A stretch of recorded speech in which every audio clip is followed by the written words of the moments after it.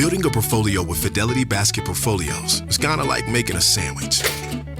It's as simple as picking your stocks and ETFs, sort of like your meats and other topics, and managing it as one big, juicy investment. Now that's pretty good. Learn more at fidelity.com/baskets. Investing involves risk, including risk of loss. Fidelity Brokerage Services, LLC. Member NYSE SIPC. Smart water. Pure, crisp taste. That's really good water. It's the kind of water that says, I have my life together. I do feel more sophisticated. Smart water. For those with a taste for taste. Grab yours today.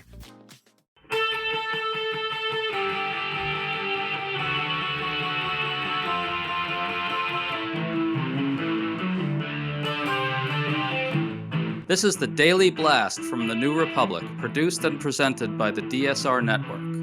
I'm your host, Greg Sargent.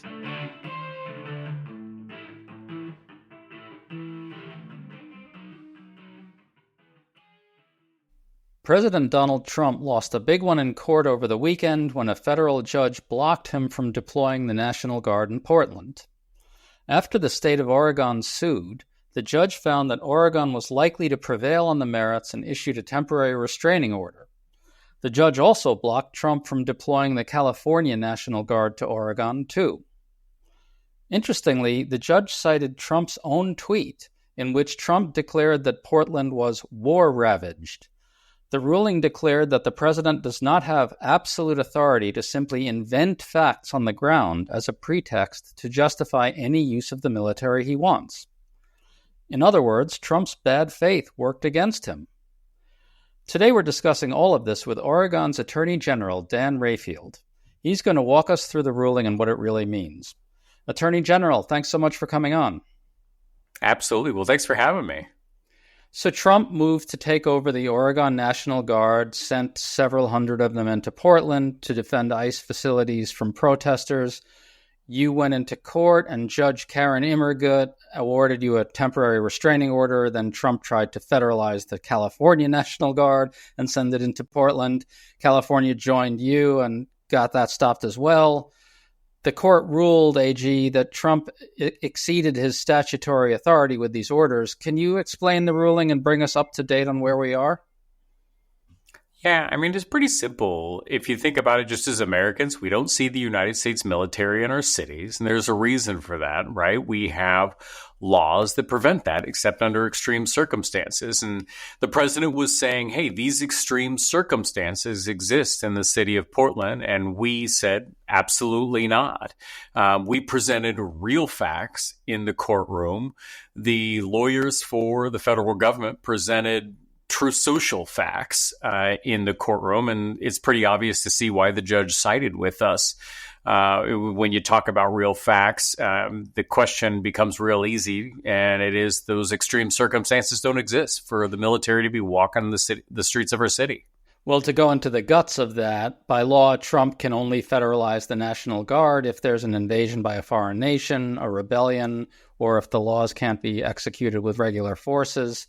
The crucial thing, though, is that while the president has a fair amount of deference in determining whether those things are happening, he can't just make it up whole cloth.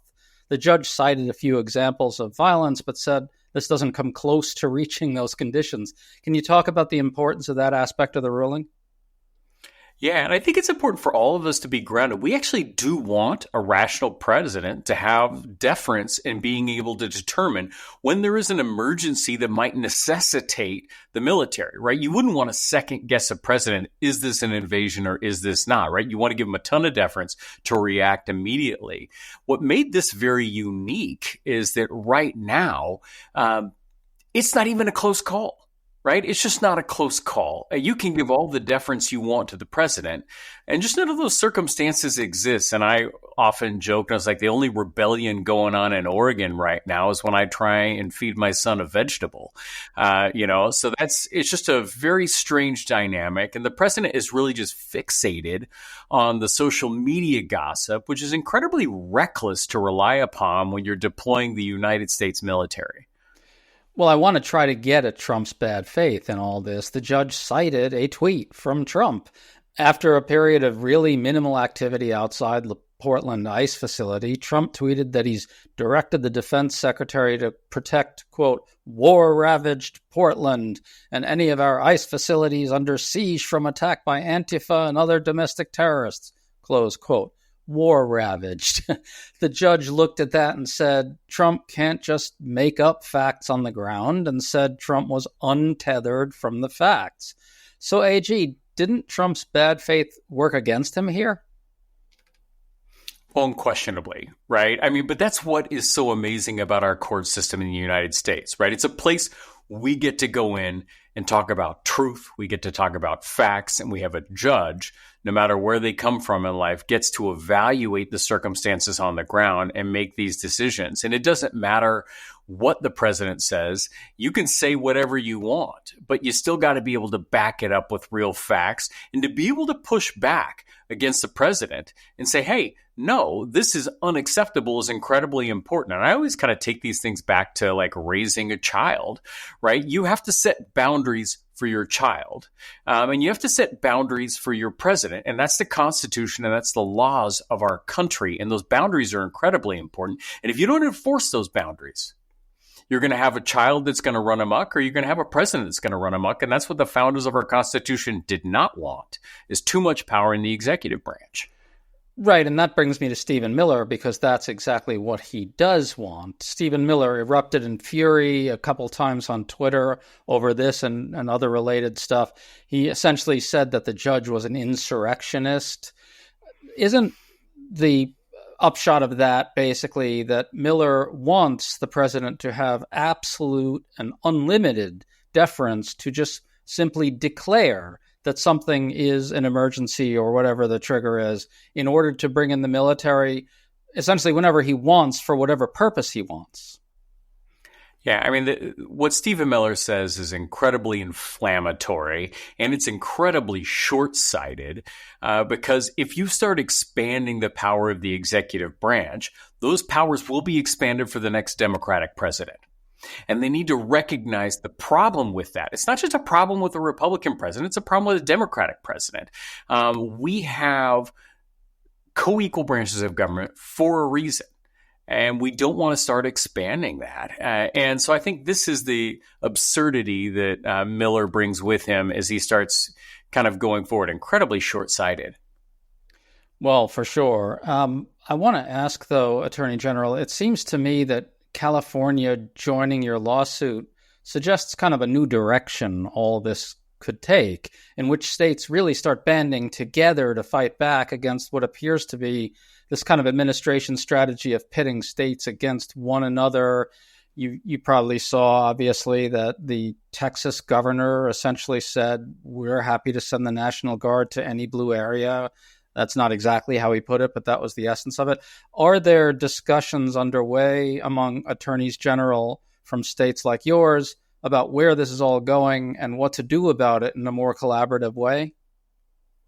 You know, as Democratic attorneys general, we talk all the time, and we talk about being ready and making sure that we are in a position to defend the rule of law immediately. It's why we had our lawsuit filed in less than 6 hours of having formal notice that he was trying to federalize the Oregon National Guard. The reason we brought California in is now the president added a new element, right? They added in the California National Guard. It was very important to have AG Rob Bonta in our case working with us, bringing forth some of these arguments.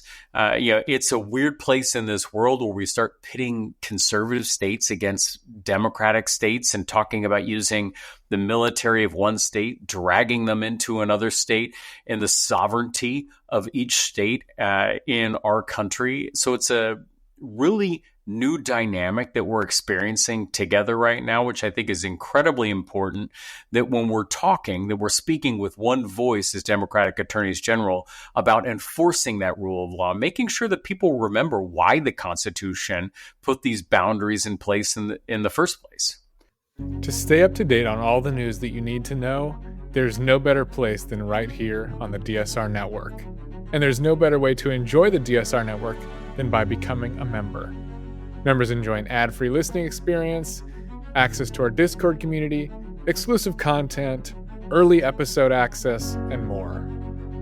Use code DSR2025 for a 25% off discount on sign up at thedsrnetwork.com/buy. That's code DSR2025 at thedsrnetwork.com/buy. Thank you and enjoy the show.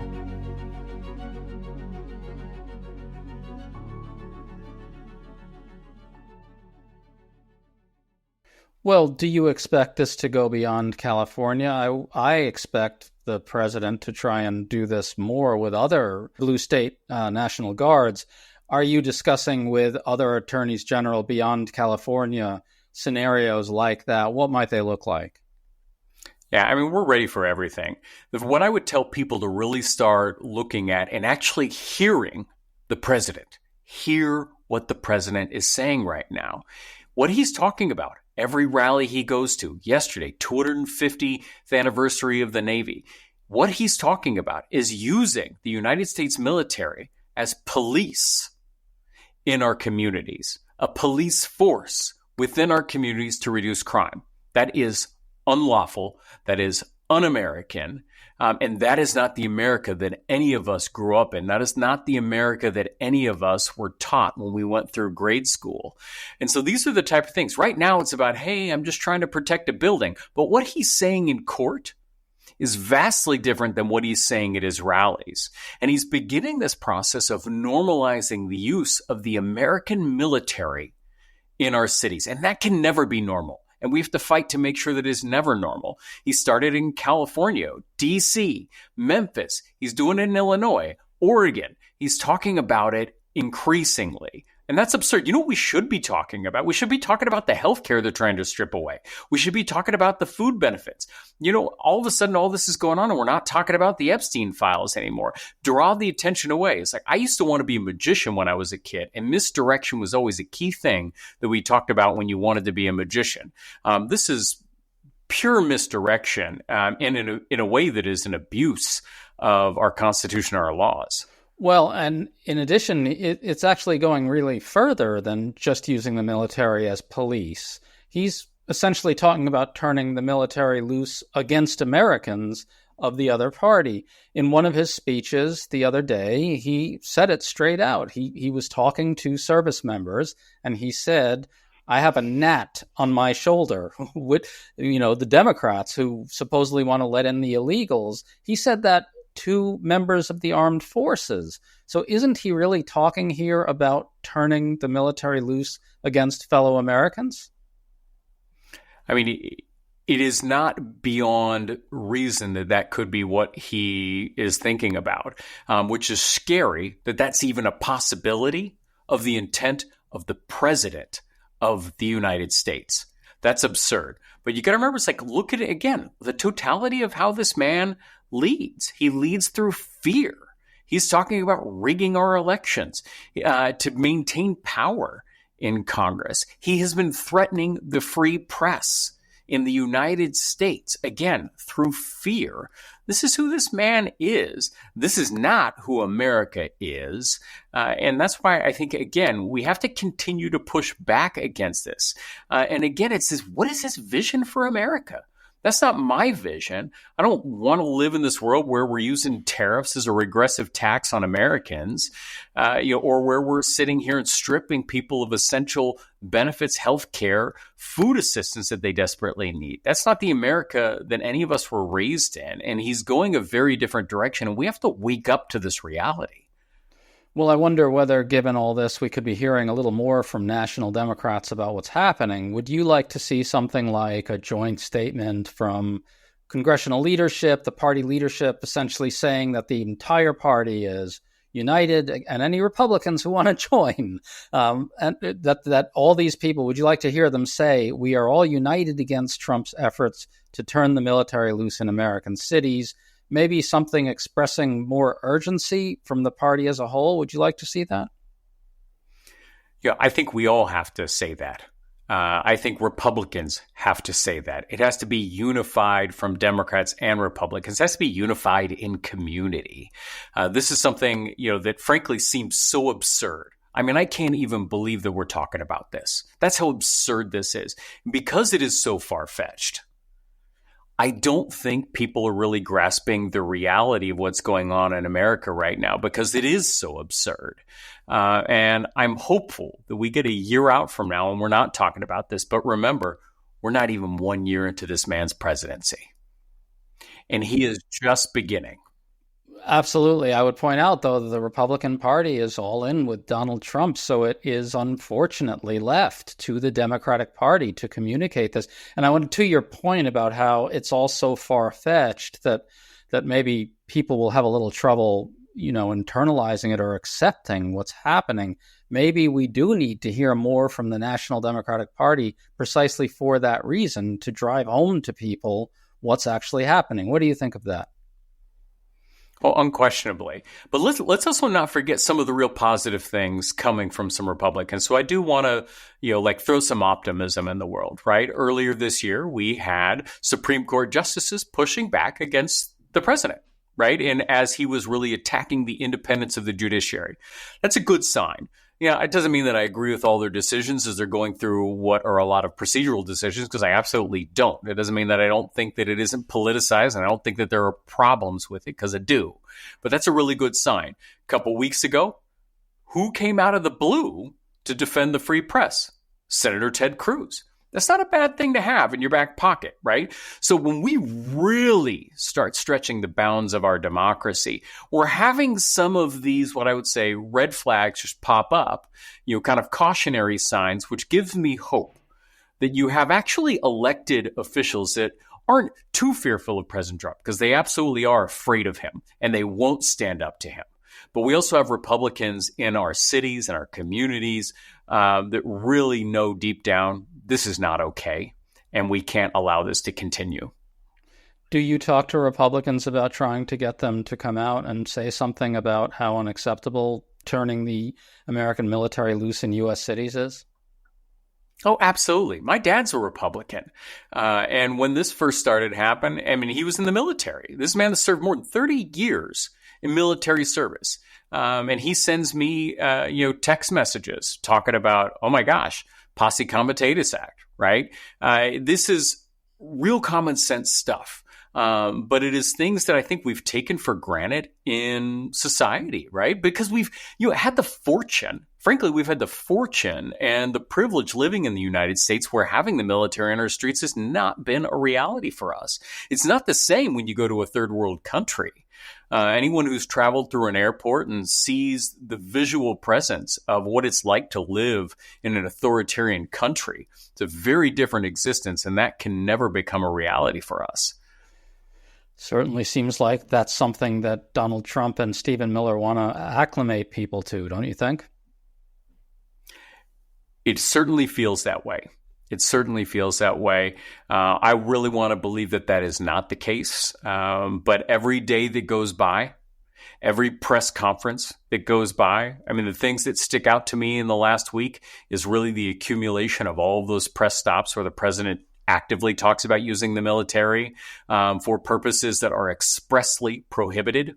And then, moreover, boldly to absolutely all of the top brass in our United States military services, talks about how he wants to train them in our cities. Just imagine if any Democratic president had ever said that stuff, we would all lose our minds. So right now we are waiting on an appeals court to render a judgment, right? What do you expect from the appeals court exactly? Yeah, and so right now, for those who haven't really been tracking it, you get a temporary restraining order. That's like this immediate thing where you get in front of a judge to kind of pause the actions, kind of preserve the status quo, if you will. And that's what we have in place. We have 2 temporary restraining orders, effectively telling the president, hey, you don't get to bring the National Guard into Oregon. You haven't met those conditions. The federal government is trying to take those temporary restraining orders, elevate them to the Ninth Circuit, and then place a pause on those orders, well, effectively what we would call a stay, which would allow the president to continue with moving the National Guard into Oregon. And so we expect in the next, probably 24 to 48 hours, the ruling will say whether or not we're going to move forward with that stay. The federal government has asked for that to happen by the end of, I believe it is today. So we're hopeful to hear back that no, we're not going to move forward, and they will not grant the federal government's motions. And then we'll continue with the typical legal process, which you start moving towards the ultimate decision on the merits of the case. Again, this was a temporary quick order to allow the court to really process the full facts on the ground and make a fully informed decision to what we believe is a ruling that will pause the president's actions trying to mobilize the military in Oregon. Now, to be clear, though, even if the government were to get a stay on the temporary restraining order, you guys still will have won that first round in court, because the judge did say that they expect you to prevail in the long run, correct? That's right. And the wonky things, to get a temporary restraining order, to get a preliminary injunction, these are kind of these early motions. It's an incredibly high bar to get that. You have to show a likelihood of prevailing on the merits of the case. You have to show irreparable harm. Two really high burdens to prove in a court. And we've done that twice now, twice in 1 week. So the likelihood of us moving forward, again, presenting more facts, I expect the outcome to remain the same over the long term. Just to wrap this up, the judge also issued a strong denunciation of Trump that I'd like to quote. "This is a nation of constitutional law, not martial law." AG, that's what's at stake here, I think. Do you expect this to go to the Supreme Court, and how do you predict the Supreme Court will handle the underlying issues? The optimist in me says, hey, there's nothing to see here. And the Supreme Court will sit there and say, hey, the lower court judge got it right. And I really do believe the lower court judge got it right. She's very thoughtful, was in the weeds, understands what's at stake. I think the Supreme Court, even if it makes it to them, will understand what's at stake here in America. And again, sometimes even having a Supreme Court rule on our favor might be what this country needs to see, to really know that, hey, even this conservative court, even this judge appointed by Trump sees it differently. And we shouldn't need that in society right now. But because we are so polarized, because we have politicians, both sides, that continue to push the polarization, it's tough for people to know really who to trust. And so to have some of these validators, to have that judge that's more conservative appointed by Trump rule in favor and kind of talk philosophically, and not philosophically, practically about what our democracy means is incredibly important right now in these times. I just wish more people would listen. I hope you're right. I just want to ask, though, do you think the Supreme Court sees it the way we see it? Does the Supreme Court's conservatives, the majority, do they think we're at a precipice moment where things like that are required? I believe all 9 of those justices believe that. I believe all 9 of those justices understand the reality of where we are in America right now. I don't think you can walk through, read, pick up a newspaper, and have any other opinion. And so I really do believe that when some of these really significant cases get to them, they're going to take a strong look at them, and they're going to do what's right ultimately. I can't believe that they don't see what all of us are seeing right now. They're incredibly well-educated, smart judges. Attorney General, really hope you're right. Thank you so much for coming on with us today. We really appreciate it. Thank you. Take care.